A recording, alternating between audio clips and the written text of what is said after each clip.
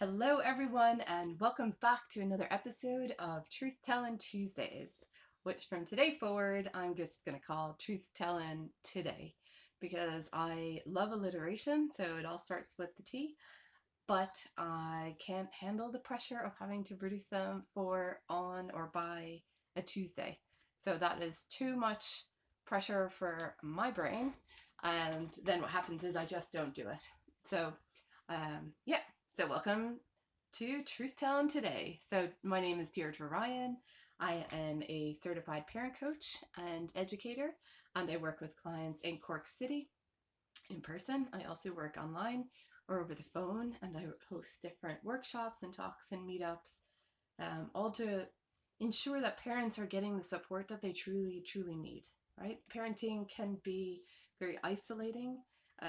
You may feel you're the only one having problems or challenges, and I can guarantee you all of us are having challenges, right? Parenting is, I think, it's many things, but it is one of the hardest jobs, I think, and I think it's one of the most important jobs. And I think um, that we need support. We need to be together. We need to be in community with other parents. We need to be able to share both our challenges and our successes, right? We need to, as I said, not feel isolated and alone and not feel like the only one, right? Because that can be very overwhelming and actually stress the body, right? So, um, I want to talk something that comes up a lot with clients is around anger, right?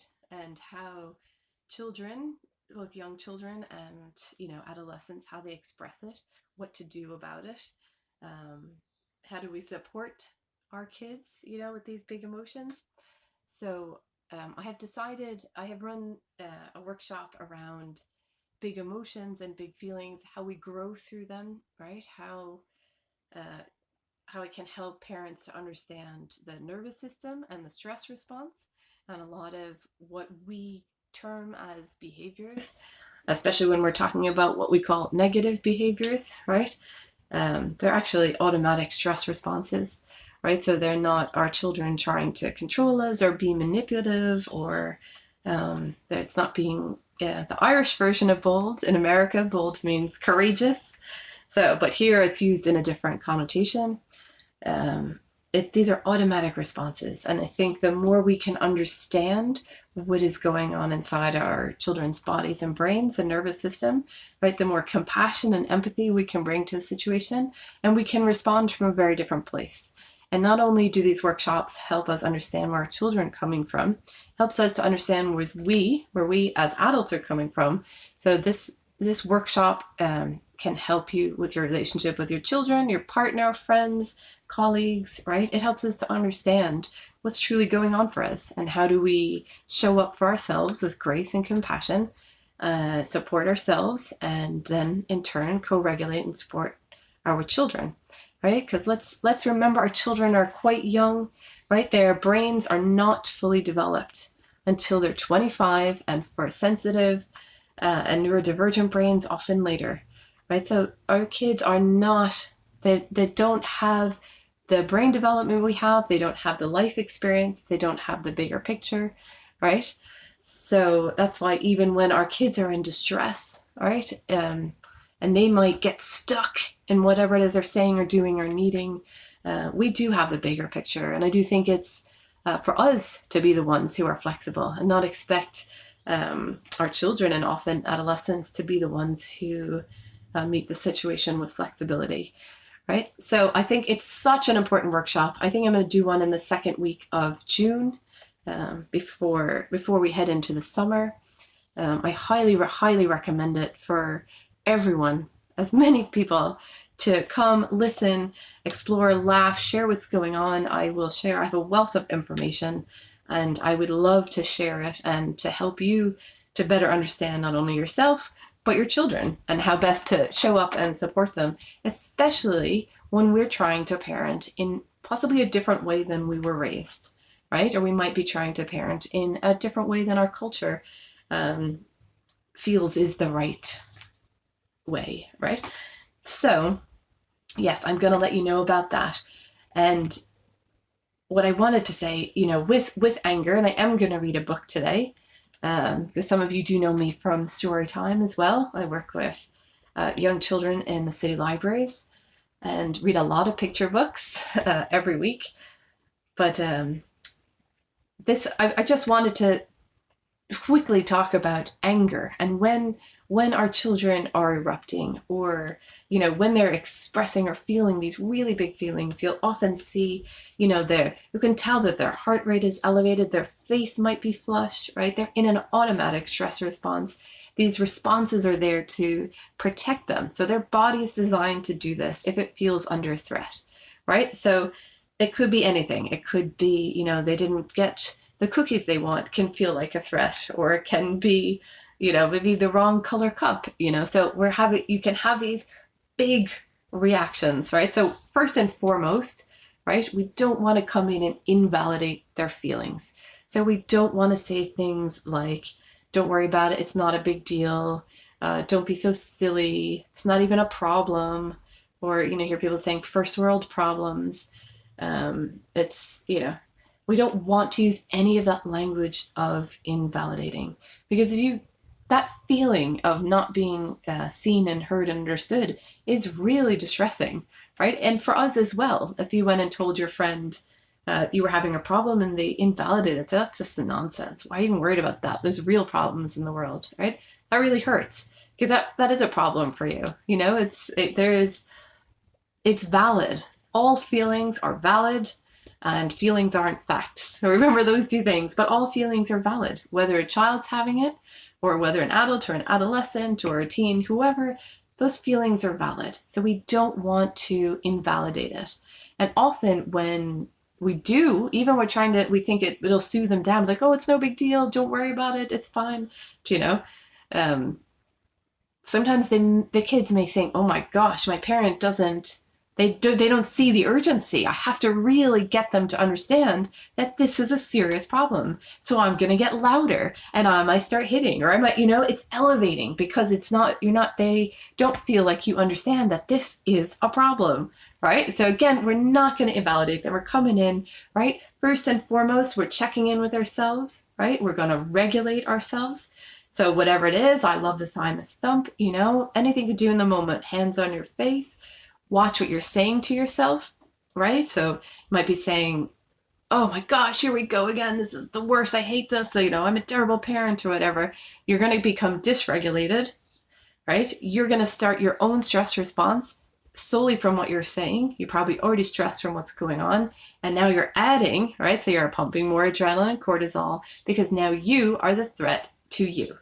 Right? So we're watching what we're saying. So find what works for you to change your thoughts, right? And don't forget, our children absolutely 100 million trillion zillion % do not have the capacity to self-regulate. They do not have the capacity to self-regulate. They need to co-regulate, right?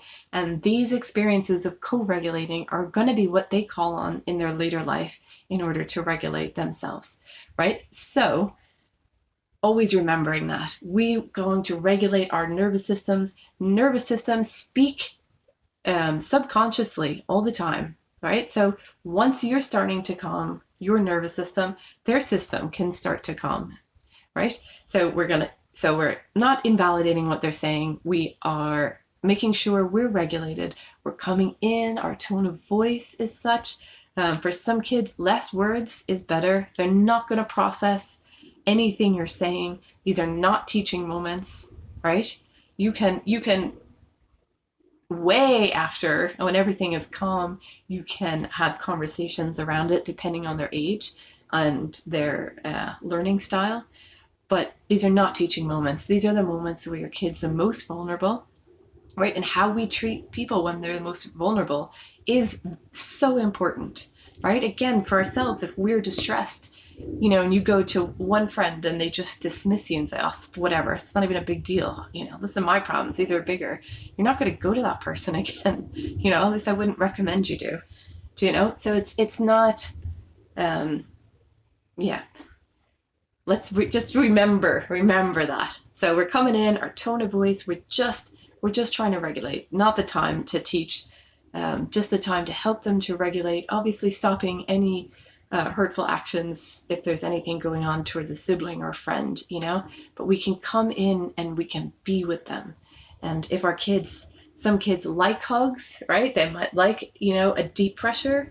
You've got all your oxytocin receptors in your skin, so it can calm you down, but not everybody likes that, right? There's oftentimes I'm really distressed, I'm overwhelmed, my sensory input's too high, I can't take any touch on my skin, right? So it's learning. There's no right or wrong. It's okay to want to hug. It's okay not to want to hug. Do you know what I mean? I know this book is about a magic hug, but it doesn't have to be that. It can be closeness. It can be handing the child a favorite teddy. It can be handing them a weighted blanket or a weighted stuffed animal, right? It can be any way that works, within your relationship between you and your child or young person or adolescent, that helps them to know that they are worthy of love and belonging no matter what is going on, that you are there, right? That this is really important. If a child feels that their distress state creates you to be so distressed, they really feel like feelings are so scary. They're so scary that even my parent now is distressed solely from my feeling that I'm having. I'm having this big feeling. It's overwhelming my body, especially small bodies and, underdeveloped brains. Like, it's a lot. You've got a lot of stress hormones and chemicals, feelings and emotion. They are electrical chemical charges. That's why we feel them, right? So there's a lot going on. And I believe it was Janet Lansbury that says toddlers don't throw tantrums, that tantrums throw toddlers. And I'm thinking I might be wrong on who said that. So I'm not sure. I have to check that. Not a fan of the word tantrum. Has really negative connotations. I think usually people think it's willful and intentional, and they're just doing it on purpose, and they're trying to manipulate us, or they're trying to get what they want. And none of that's true. None of that's true, right? They are having automatic stress responses. Their body and brains and nervous systems are designed to protect themselves, and this is what's happening. And they don't have the capacity to do it any other way. Like Ross Greene says, kids do well when they can. And that is absolutely true. With Ross Greene's work on the explosive child and other books, but he talks about when kids are having really big problems like that, it's usually unmet needs, right? So you're going to find out what those needs are, and lagging skills. So maybe they don't have a skill. Maybe it's in expressing. Maybe it's in doing something. Maybe it's in, any form of emotional regulation, which is an executive function. So it's like, we have to look at, what's really going on for the children in that state, right? And really being there for them, right? And reassuring them that they're worthy of love and belonging no matter what. I love you no matter what. I love all of you, right? When you tell your kids you love all of them, that includes the times where they're angry or upset or cranky or unkind, right? It's human, right? So, we want to keep reassuring them that we love them. We love all of them. We love them no matter what. They are always worthy of love and belonging, right? And I'm not afraid of your feelings, right? So if my child is starting to get really upset, I'm not going to get into a distress state, right? Those feelings aren't so powerful that I'm going to get overwhelmed, right? In my own story or my own fears, right? So what I'm going to do is I'm going to stay regulated. I'm going to be there. I'm going to hold that space so that child can go all the way to the end of that emotion and then come back into the center, come back to safety, come back to the ventral vagal state, right? That is resilience. That is what resilience is. You're able to go and feel those feelings, those big, scary, upsetting, frightening feelings. Really feel them and come back, right? Then feelings aren't scary. Then they're not scary, right? And often, our feelings, our emotions, they're sharing information with us as well. I take it as data, so maybe I'm getting angry because maybe I have transgressed my own boundary. Maybe I said I wasn't going to do something and then I did it, right? And now I'm this feeling, right? Because my body is drawing me back to what it is I really need. So again, we're sitting there, we're holding that space for our kids. We're giving them that space to go to the end and then to come back, right? And to know that they are loved, right? We're not sending them away into timeout. We're not expecting them. We're not saying you're excluded now from our group, from our family, from our community, right? That's what, we don't want to send them away to do that. We don't want them to think that they're not worthy of love and belonging when they're having a type of emotion, right? So I absolutely don't recommend that, right? We're bringing them even closer in whatever way is comfortable for the child as well, So, and we are just reassuring them over and over that, this is human. This is human, right? We all get angry. We all have these big emotions and we have these big feelings, and we come back, right? And we're not afraid. We're not afraid of our children. Do you know that sometimes see people talk about power and power struggles with kids, but I'd really love to have people really think that through, because if I have an 8 or 9-year-old, what power do they really have, right? It's really the adults that have most of the power, and it's when adults feel, they're in maybe some sort of power struggle, I think it's more the parent is going to need to look at what's going on for them, so that's actually a story for another day and I won't go into that. But I do want to say, so this book here, it's called The Magic Hug. And again, as I said, hugs are not for everybody, and that's absolutely okay. But I just thought this was a lovely book, just about anger. So here we go. It's called The Magic Hug by Fiko Kua. Go over here.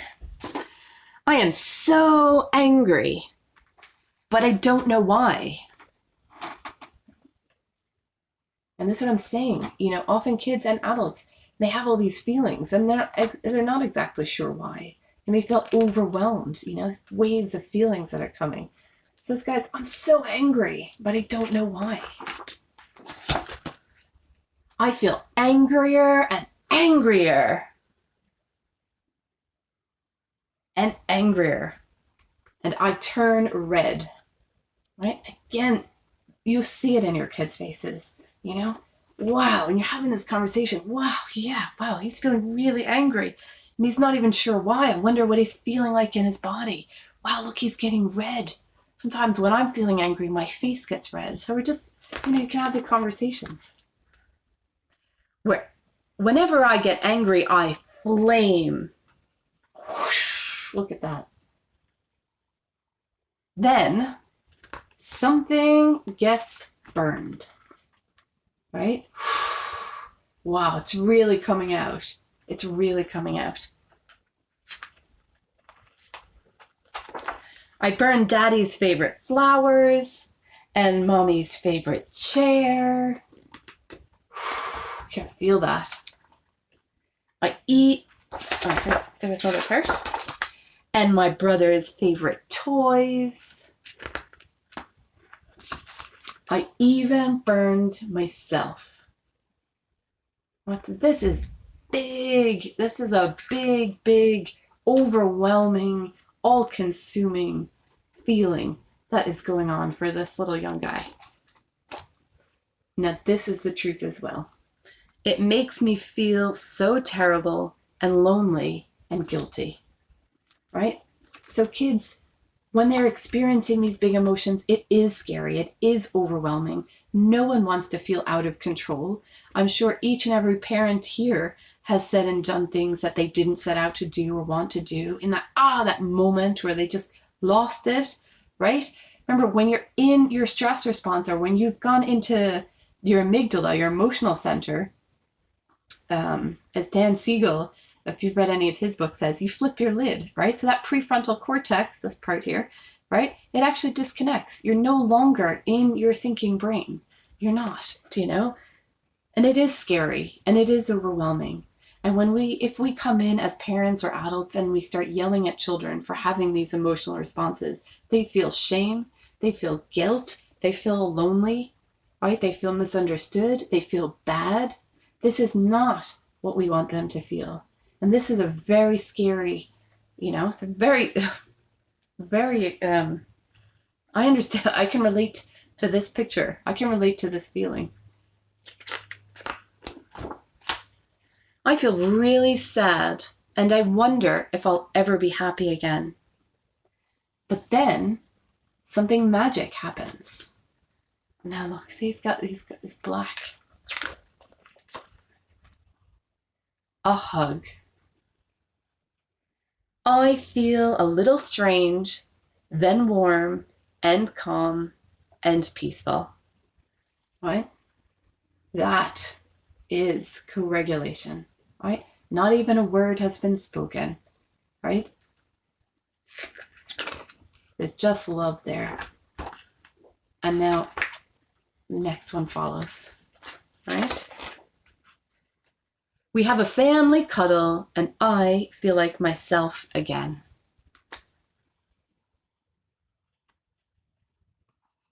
There you go. And that's centering love and compassion and co-regulating. That's creating the culture, your family culture, that mistakes are okay, that we get angry and I still love you. No matter what. No matter what, I love all of you. And Stephen, this may be the brother, or that he burned the toys, is in there too. Because the whole family wants to feel that love and connection.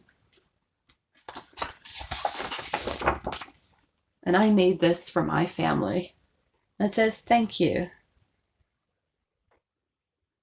Oh, hug my anger. There's daddy, brother, me, and mommy. So there you have it. Again, I'm not saying a hug is what works for everyone. Know your child. If a hug isn't going to work, maybe it's being close. Maybe it's laying on the floor next to them. Maybe it's singing a song. Maybe it's humming. Maybe it's just being there, right? But what it isn't is yelling or reprimanding or sending away or shaming, right? Shame will shut every process down.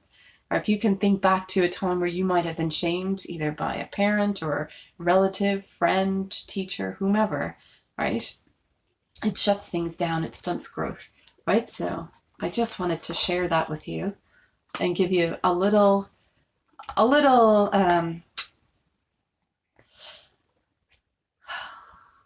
piece of my passion around working with big feelings and big emotions and understanding our brains and our nervous systems, and really being able to support not only our children and our adolescents and our young people, but also to support ourselves, right? So with so much love to all of you, and in whatever way you feel that connection and closeness, I wish that for you and your family.